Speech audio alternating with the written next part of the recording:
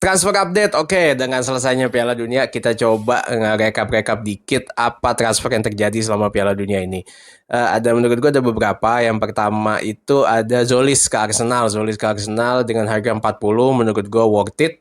Dengan performa yang diberikan di klub Bruges, menurut gue worth it lah dia di harga segitu. Non-negotiable, dan Arsenal nggak negosiasi banyak maksudnya.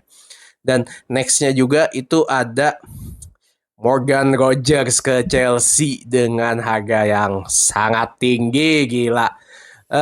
Gue sih udah ngelihat ini terjadi karena Arsenal kan udah ngedeketin Morgan Rogers banget nih, tapi ujung-ujungnya malah ke Zolis.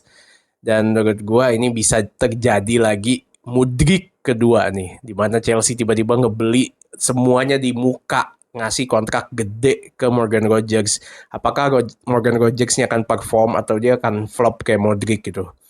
Kalau gue sih kayaknya dia bakal perform sih, cuman not di at the expected level mungkin ya. Dan nextnya lagi itu Garnacho. Garnacho lagi mulai talk ke Aston Villa.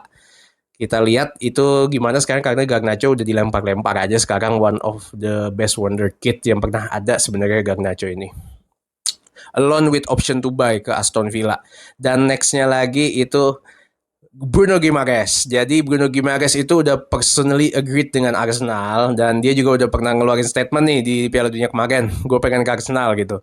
Dan sekarang lagi mulai negosiasi sama Newcastle-nya lagi. Dan harganya itu sekitar 70 sampai 80 lah kalau nggak salah. Dan menurut gue ini akan terjadi sih karena Guimaraes-nya udah pengen, cuman Newcastle-nya masih pengen mencoba mempertahankan Guimaraes ini. Menurut kalian untuk transfer ini gimana? Apa yang menurut kalian paling worth it? Morgan Rogers itu akan perform atau tidak? Dan siapa yang the next big transfer setelah Morgan Rogers? Taruh pendapat kalian di kolom komentar.